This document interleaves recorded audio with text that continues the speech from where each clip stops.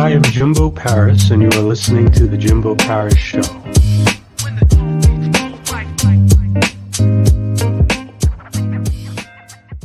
All right, what's up, guys? This is Jimbo Paris here.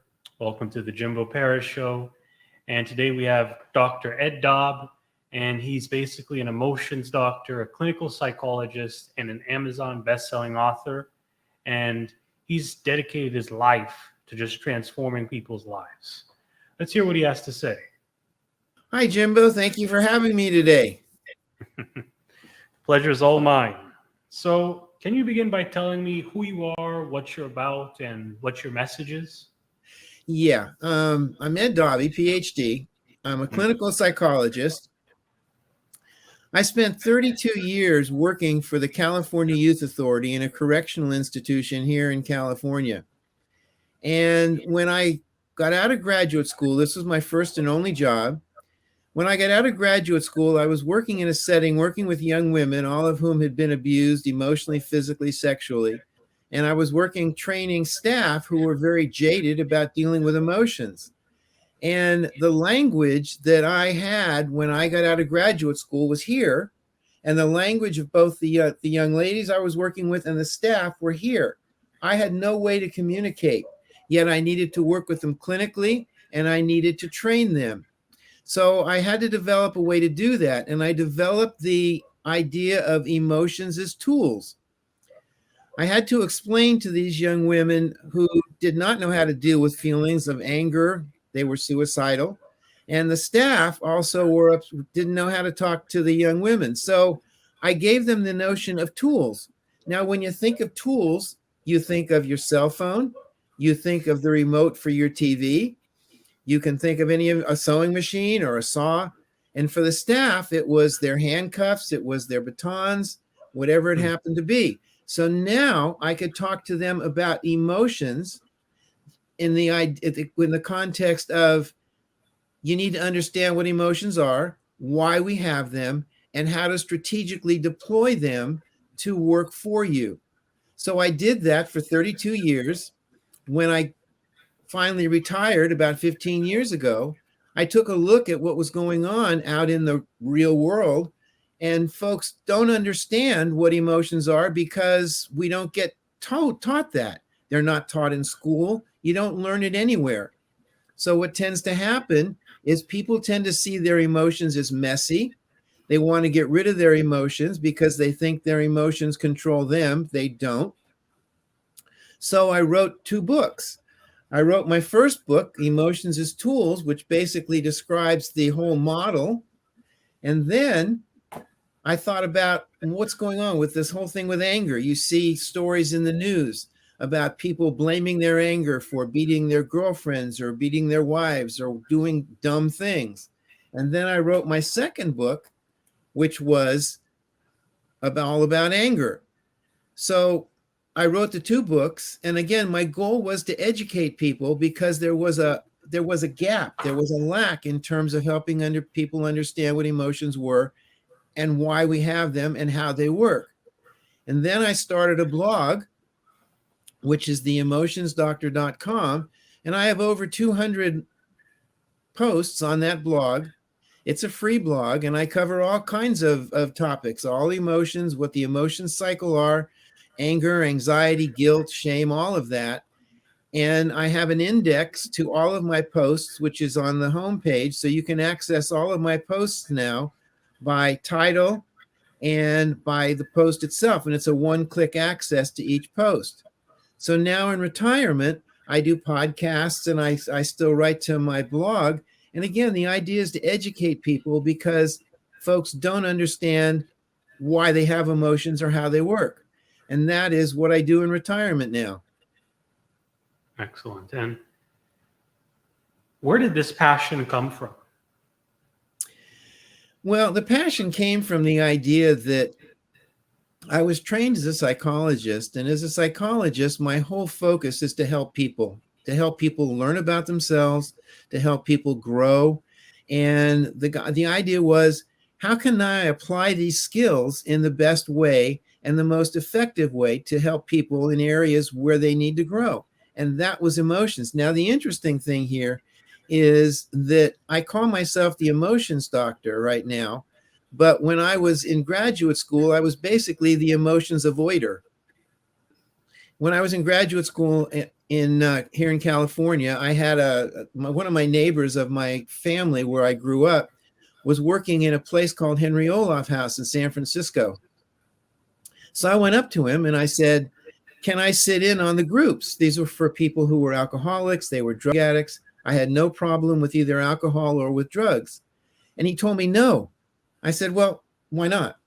He said, "Well, I'll tell you what you can do. You can be a participant observer in those groups." And I thought, well, that's a piece of cake. Here I am. I'm PhD. I'm in graduate school. I won't have any problem at all. Well, Jimbo, it took them 6 months. It took them 6 months, and they called me a non-drinking alcoholic. And the reason they called me that was because for me, I avoided my emotions by going into my academics. They avoided their emotions by going into drinking, using drugs. I was basically the same as they, except I did it differently. And that basically was what opened my eyes to the whole issue of emotions.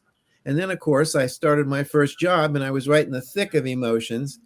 And I kind of made it my life work to help people understand what emotions are and why they have them. And that's kind of where the passion came from. How did you understand them? I began to take a look at what emotions are, and I saw them as tools. And this is how it works, by the way. Let me explain. If you take a look, I have young grandkids. I have one who's like 1, and I have one that's 3. And they're born, we all are, we're born with emotions. And we are hardwired to constantly scan our surroundings for threat. We've done this since we lived in caves. So what happens is you're constantly scanning your environment, and when you perceive a threat, your amygdala automatically sends you into what's called fight or flight. And you are set to unconsciously react to whatever the threat is that you perceive. It happens very fast. And that, by the way, is what leads us to believe that our emotions control us. They don't. So what happens is you react emotionally, and then because now we have evolved and we have the cortex, the thinking part of our brain, we now have the ability to assess the nature of the threat. So the way the emotion cycle should work is you unconsciously perceive the threat, you react, you then take a step back, which is to create physical safety, and you take a deep breath, which creates psychological distance, and now you can assess the nature of the threat and choose how you want to respond. That is the essence of emotional mastery, and that's what I write about. I teach people how to master their emotions as tools, and here's why.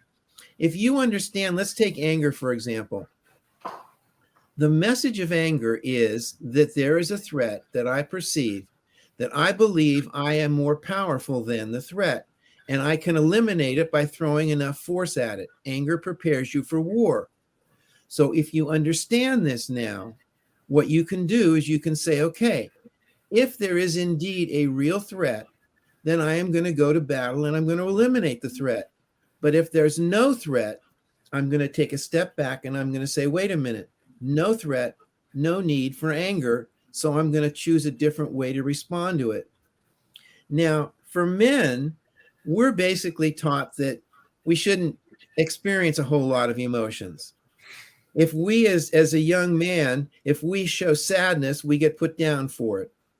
If we show anger, we say, hey, that's manly, that's powerful. So what we tend to do is we tend to default to anger because we don't want to feel guilty. We don't want to feel shame. We don't want to feel sadness. Those are called so-called negative emotions. They're not, that's what they're called because they feel bad. So instead of feeling bad, we default to anger. And when we do that, we use anger as a secondary emotion. Now, the myth is that anger is always a secondary emotion, and it's not. Because sometimes even we as men have a right to be angry. And that anger is genuine and it's real, and we need to act on it. but we need to learn the difference between when anger is genuine and valid and when we're using it to cover over other emotions.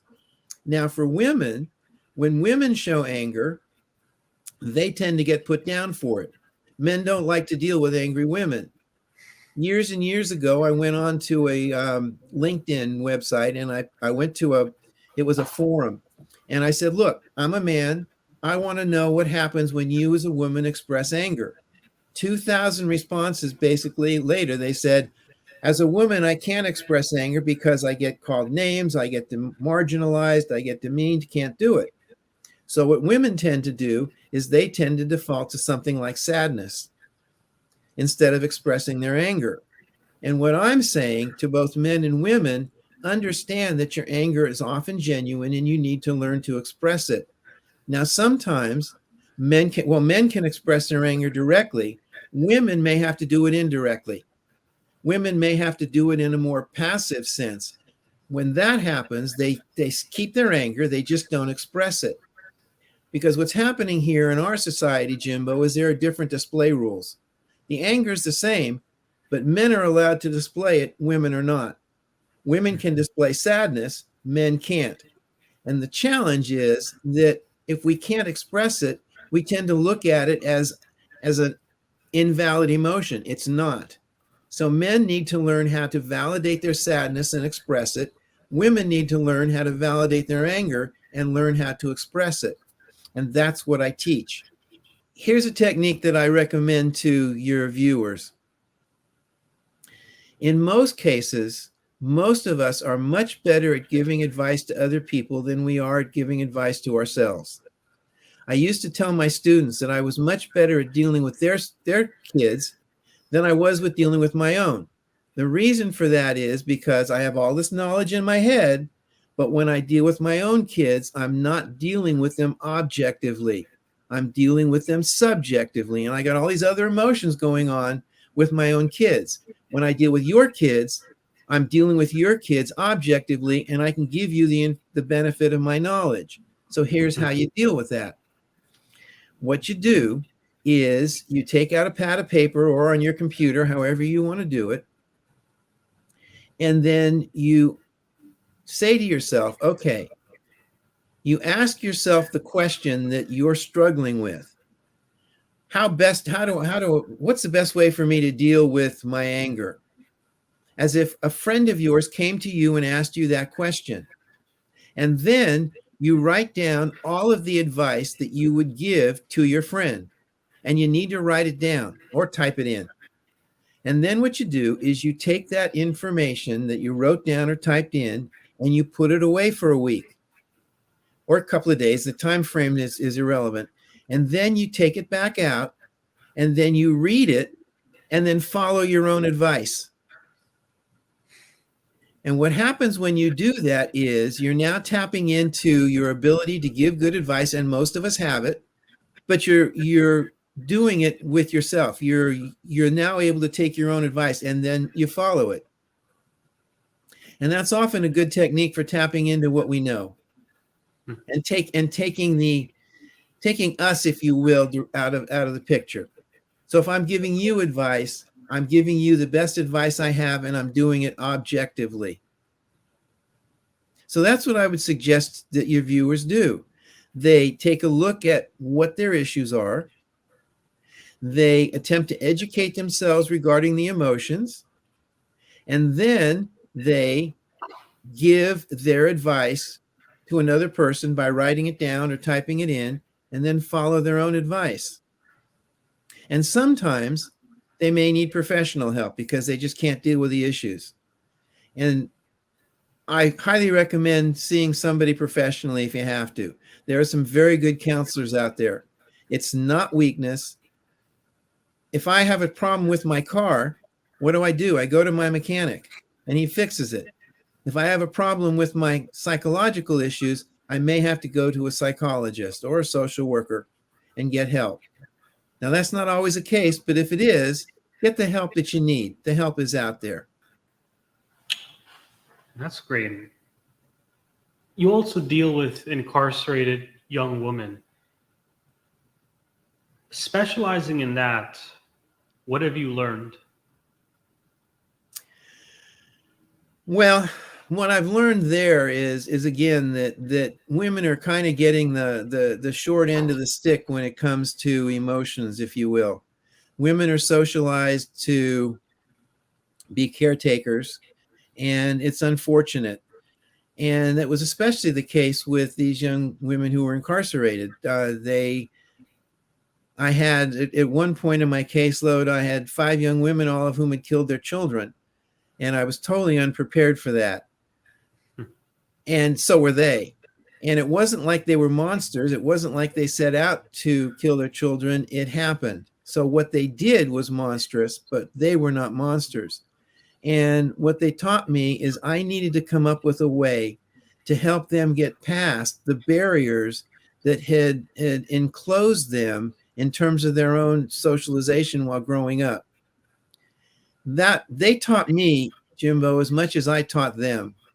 Because again, when I got out of graduate school, I did not have the skill sets for dealing with these kinds of issues. I had to learn on the job.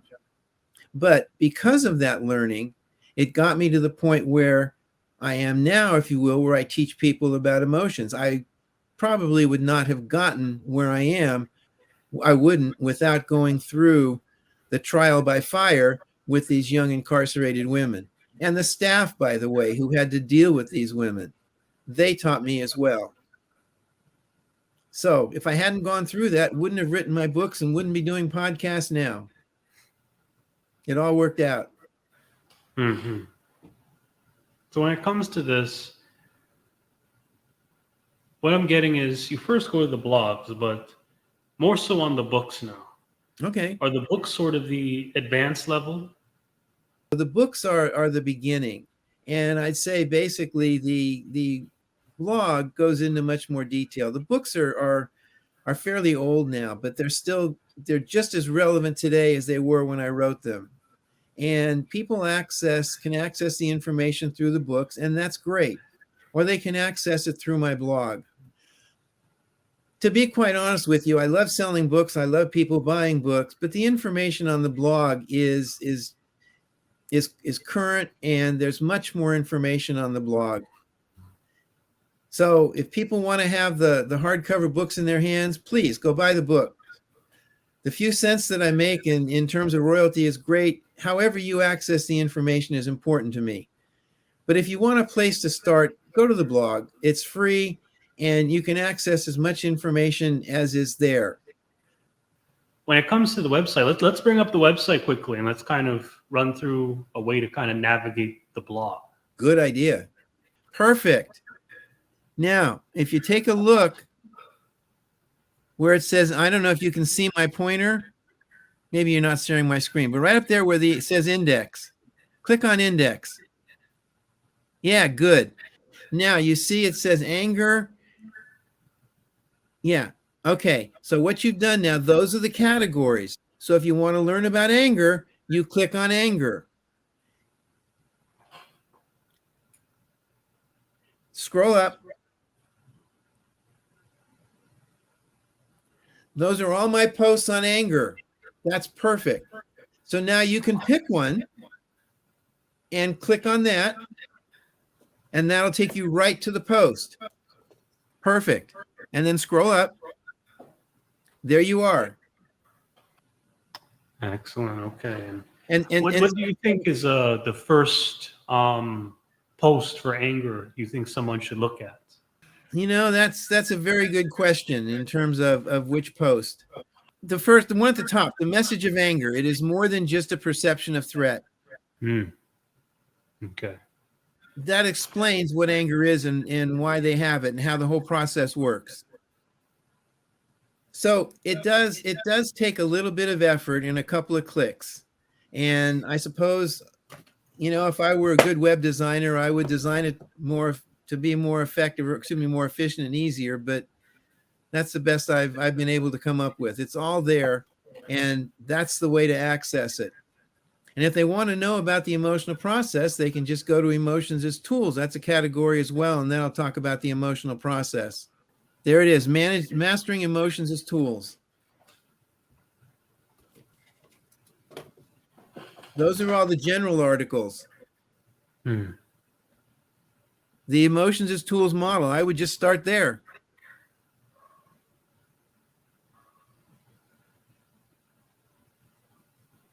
Great. And this is basically everything we sort of Yes, it discussed. is.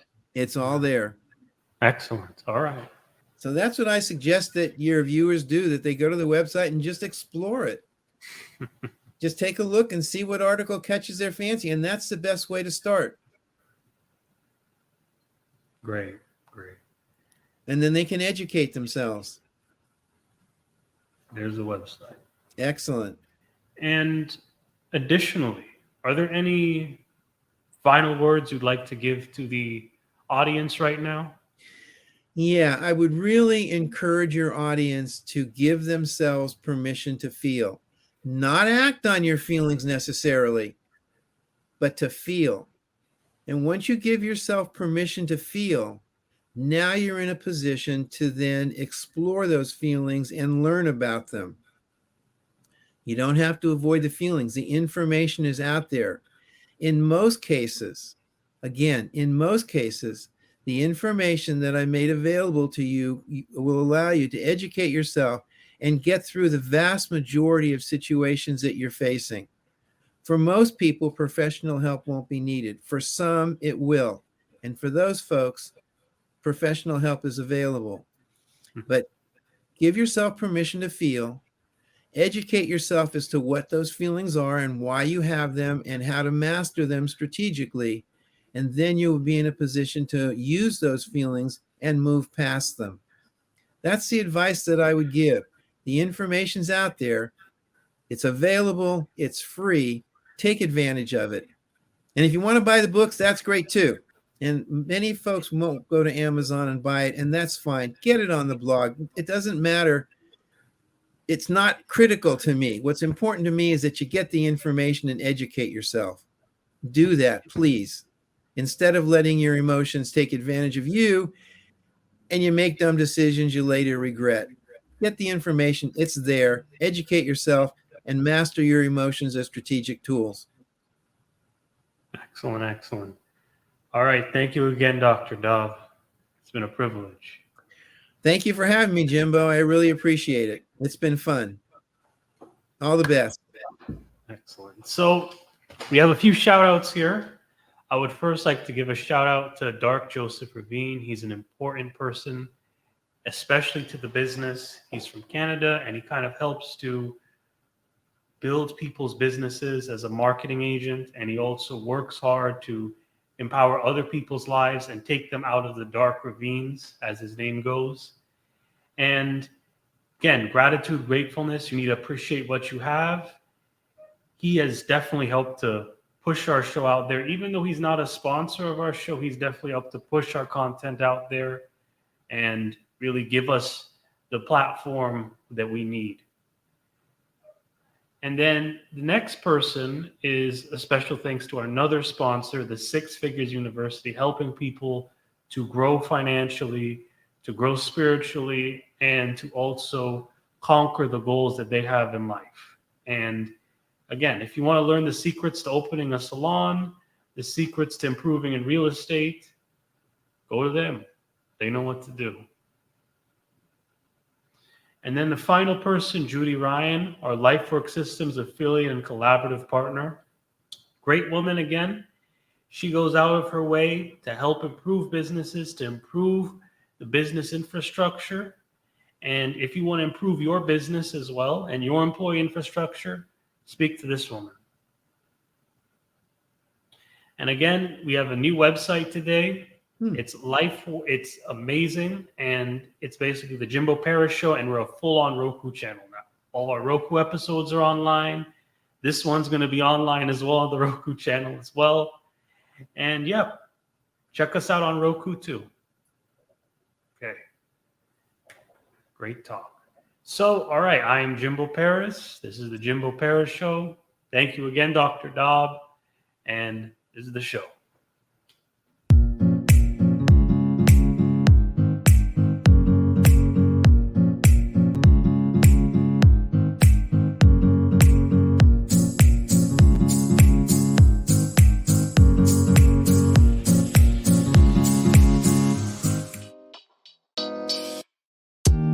Thank you for listening to the Jimbo Parish Show.